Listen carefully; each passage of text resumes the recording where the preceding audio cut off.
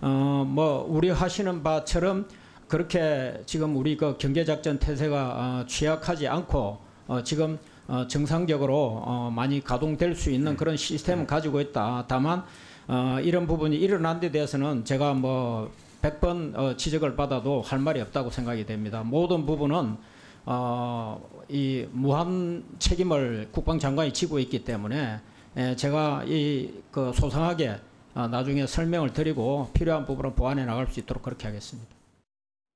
배수로에서 강으로 이어지는 곳을 차단하기 위해서 철근으로 이 마른 목골에 차단 장애물이 위치하고 있고, 그리고 그것을 극복하고 나가면은 윤형 철조망을 감아 놔서 일단 차단할 수 있도록 장애물이 설치되어 있었습니다. 그런데 그 시간대가 만조 시기가 이루어지면서 여러 가지 부유물이 같이 떠올라오던 시기라 이 재월북을 시도한 인원이 아마 모르긴 몰라도 확인되지는 않았습니다만은 구명조끼 등을 착용하고 물속으로 잠수해서 머리만 내놓고 갔을 개연성에 무게중심을 두고 있고. 네, 군 당국에서는 경계는 정상이었지만 무한 책임을 지겠다라고 이제 국방장관이 좀 밝혔습니다.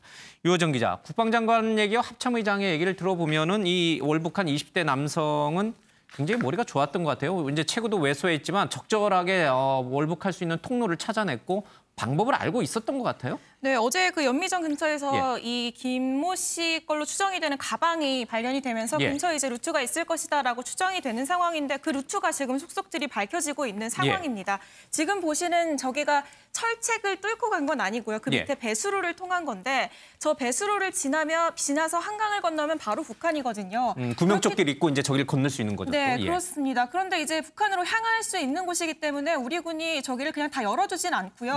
이중 철책이 있었습니다. 그러니까 앞에는 이렇게 들어가지 못하는 저지봉이 설치가 되어 있었고 그 뒤에 윤형 철조망도 설치가 되어 있었는데 이게 막 완전히 훼손되어 있거나 이런 상태도 아니었습니다. 그래서 이거를 뚫고 간 거냐 아니면 그 이후에 뭐 다시 설치된 거냐 여러 가지 의혹이 있었는데 이에 대해서 설명을 하기로는 저 시설이 아무래도 좀 노후한 측면이 있었고 이 남성이 163cm에 47kg 굉장히 왜소한 체형이었기 때문에 좀 이렇게 노후된 거를 벌려서 통과를 했을 것으로 추정이 되고 있다라고 얘기를 했고요. 오늘 조금 눈길을 끈 것은 지금 군 당국이 영상을 확보했고 이를 분석하고 있다라고 얘기를 CCTV에 했습니다. 잡힌 거요? 네, 그렇습니다. 그러면서 일단은 이 배수로를 철책을 뚫고 나가면은 한강이 나옵니다. 그 한강을 헤엄쳐 가야 북한이 나오는데요. 그 이제 헤엄쳐 가는 김 씨의 모습이 담긴 영상을 확인한 것으로 현재 추정이 되는 상황입니다. 그런데 이렇게 영상이 있는데 그러면은 우리 당국은 도대체 왜 발견을 못했느냐 이 부분에 대해 의문이 남잖아요. 그런데 이 남성이 이 월북을 했을 당시가 만조 시기, 그러니까 물이 굉장히 많이 찼을 때여서 당시에 이제 강물 위로 부유물들이 많이 둥둥 떠다니고 있는 상황이었고 그렇기 때문에 구명조끼를 입은 이 남성이 머리만 이렇게 강 위로 올려둔 채 마치 부유물인 것처럼 헤엄을 쳐서 갔을 가능성에 지금 무게를 두고 있다라고 설명을 했고요. 일단 영상을 확보했는데 이 영상을 보더라도 이런 여러 부유물 때문에 실제로 확실하게 이렇게 확인할 수 있는 정도의 영상은 아니었다라고 설명을 하기도 했습니다. 지금 통일부가 공식적으로 발표하기로는 최근 5년간 월북한 사람이 11명이라고 합니다. 그 월북 루트는 세세하게 공개가 되지는 않았습니다만 이와 비슷한 방식으로 아마 북한으로 넘어가지 않았나 싶습니다. 민 의원님, 뭐 10명의 경찰과 순경이 1명의 도둑을 못 잡는다고 도둑이 맘만 먹으면 뭐 충분히 빠져나갈 수 있는 길은 많습니다. 그러나 이것은 일상적인 도둑하고는 좀 다르게 북한으로, 그러니까 이제 적대적인 철책을 넘고 북한으로 넘어간다는 차원에서 거꾸로 북에서도 내려올 수 있다는 가능성이 열려 있기 때문에 아무래도 군 당국으로서는 이것을 가볍게 넘길 수는 없을 것 같습니다. 군 당국 차원이 아니라 이건 정말 남북 간에 지금 아직은 정전 협정 그리고 대치하고 있는 상황에서는 정말 심각한 문제다, 저는 그렇게 봐요.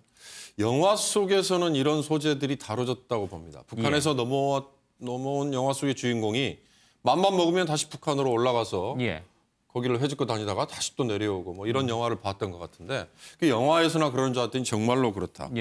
박한기 합참의장을 비롯해서 군 관계자들이 저렇게 사후에 조사를 해서 상세하게 설명을 하는데 전 더 어처구니가 없어요. 그러니까 경계가 저렇게 뚫리고 나서 당장 저 같으면 뚫린 부대의 지휘관부터 시작해서 라인은 전 당장 문책을 했어야 되는 거고 아까 정경도 장관이 무한 책임이라고 얘기하는데요. 당연히 무한 책임을 져야 될 심각한 사안이다. 왜냐하면 이게 저 당사자가 만약에 그 루트를 통해서 내려왔는데 다시 그 루트로 올라간 거라면 그 정말 심각하죠.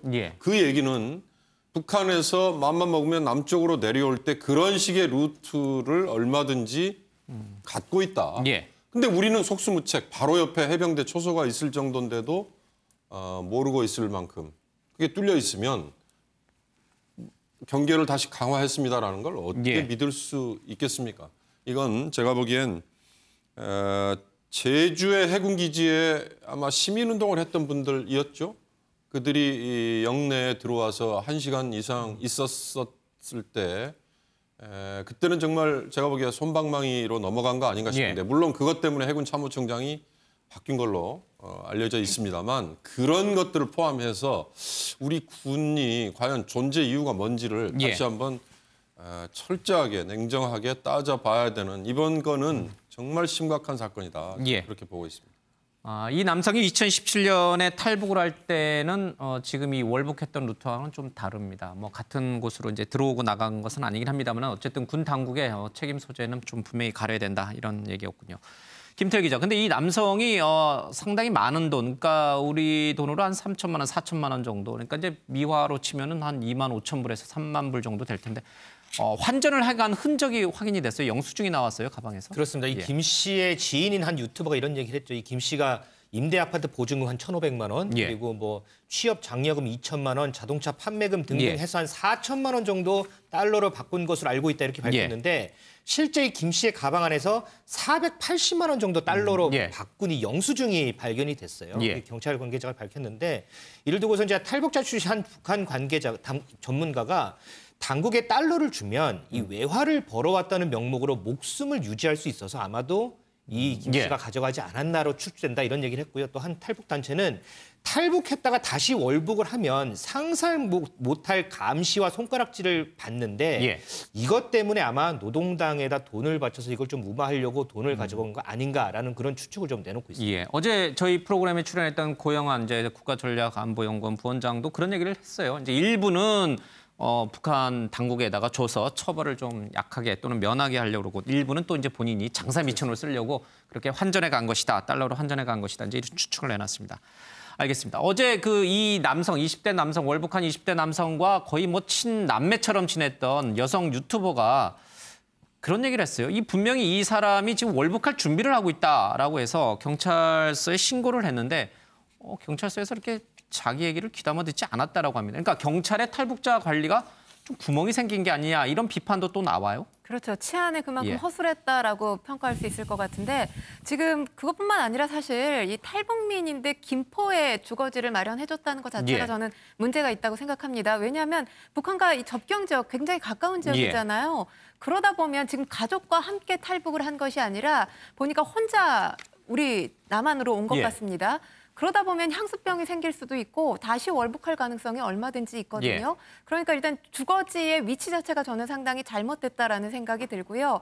그리고 자립할 수 있는 기반을 마련해 주는 것은 좋지만 지금 뭐 임대 아파트 1,500만 원부터 해서 이 탈북자에 대해서 뭐 생활안정자금도 줄 거고요. 그렇죠. 생활안정자금이 지급이 된다고 하는데 일단 그것도 저는 무리한 어떤 지원이 아닌가라는 생각이 듭니다.